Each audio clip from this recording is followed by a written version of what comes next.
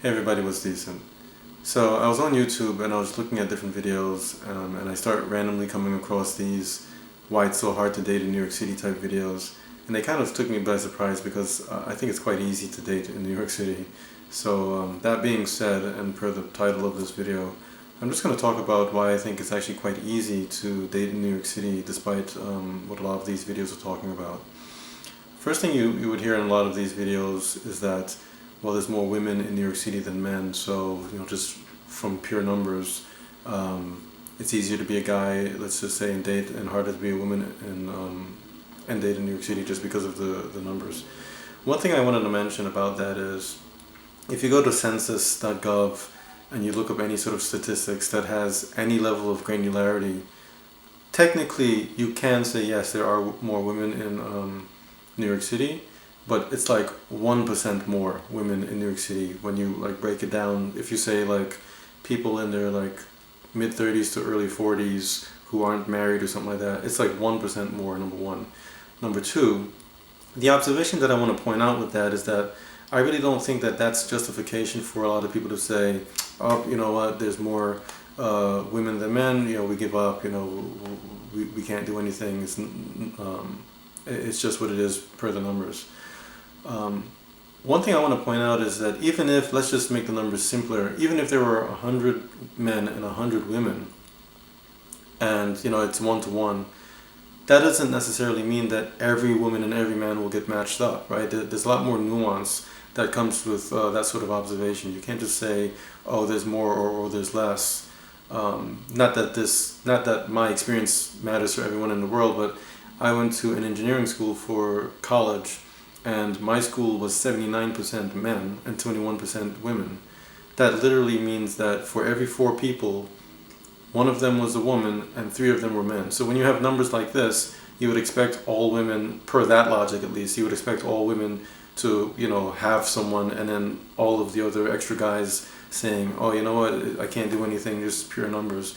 But all of the women in my school weren't in a relationship or, with someone. So just to say, look at the raw numbers and this is why it's so hard to date, it's not the raw numbers. I mean, maybe that has something to do with it, but I mean, if we're being honest, let's say if you're a woman in your mid-40s or something like that and you go to North Carolina and you try to find somebody who's a cool guy in his 40s or 50s or whatever who also likes you back, you'll easily see that for that type of scenario, it's much better to be in New York City than it is to be, in North Carolina or wherever it is. Anywhere, and it's not just New York City, anywhere that has like a dense, population with a lot of diversity is very conducive to finding somebody to connect with.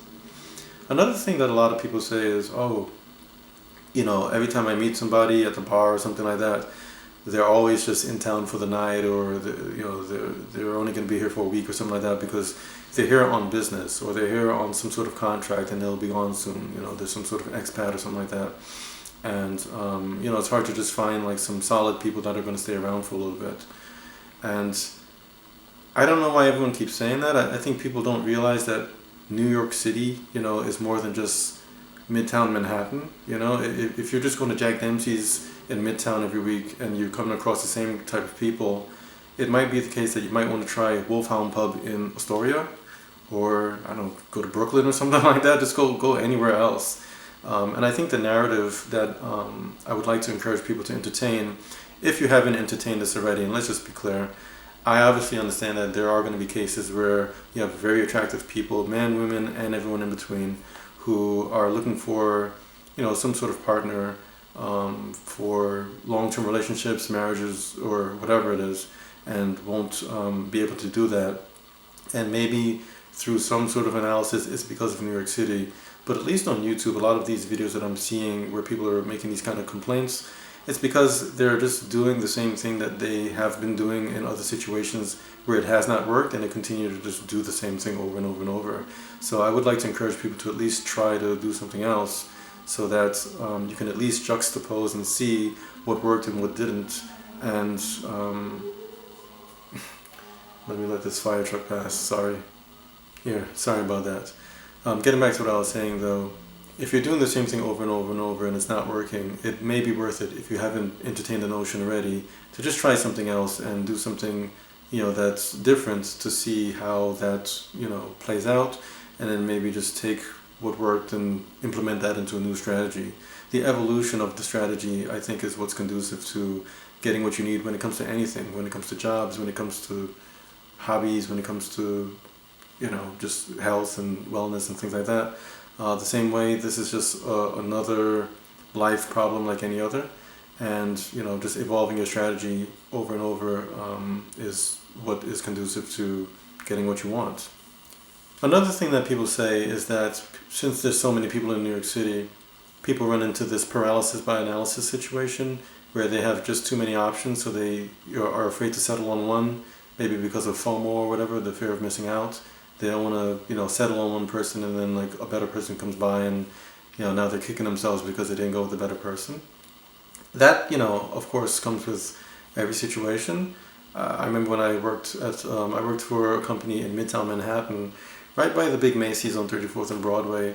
And back in those days, when I was working there, sometimes it would take me a while to go get some lunch just because I, couldn't decide on what I wanted to eat, because there were just so many options, But eventually, especially since it's food, I kind of just got over myself and just went to whatever restaurant that I went to and got my food and ate my food.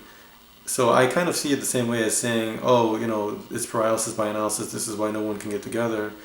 That's kind of like saying, oh, this person starved to death because there's just too many food options in Manhattan or something like that.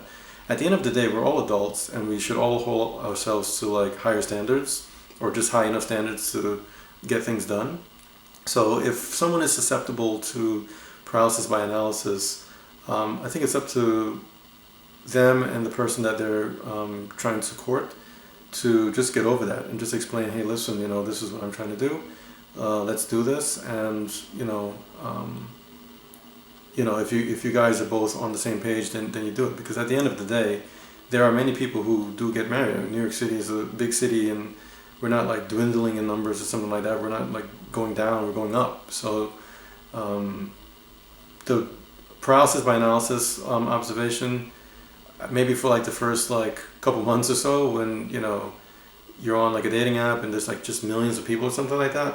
But after a little bit, it's just like, if you're mature enough, it's it's not New York, it's you, if you can't like decide on what you want to do.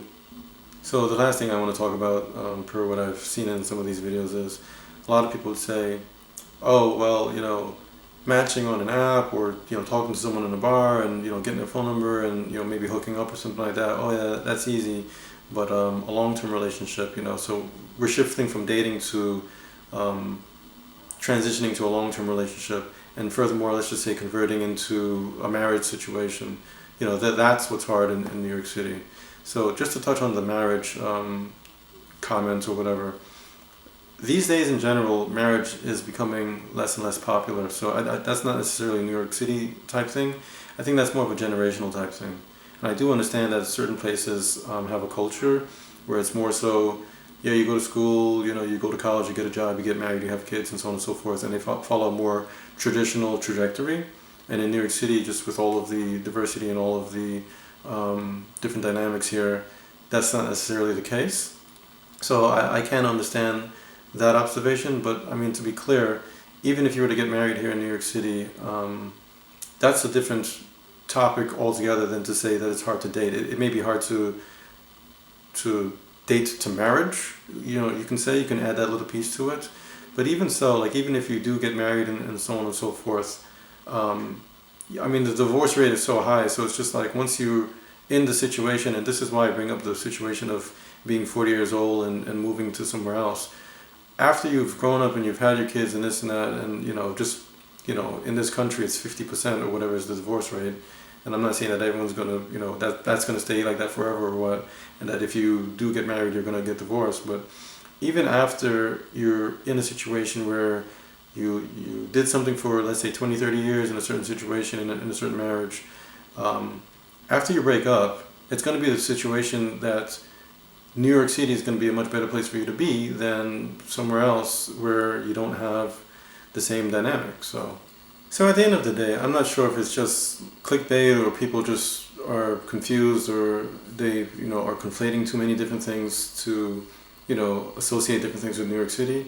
I tend to see a lot of like misconceptions about New York City, so I tend to jump in here and say, what I have to say or whatever. But at the end of the day, when it comes to dating and this sort of thing, there's no silver bullet to it, right? So if you do something that works in one situation and it doesn't work in another situation, the same as with anything, you might just need to adjust your strategy and try something else. Anyways, this is obviously a big topic, right? So, we're going to have to go back and forth a little bit. I do encourage everyone to leave some comments in the comment section down below. Share, rate, favorite, subscribe, all of that good stuff. And, let's have a discussion about it. Obviously communication is conducive, so let's start there. And I guess she doesn't want to be out here too much, so that's going to be my time for today. Thank you guys for watching, and I'll catch you guys next time. Take it easy.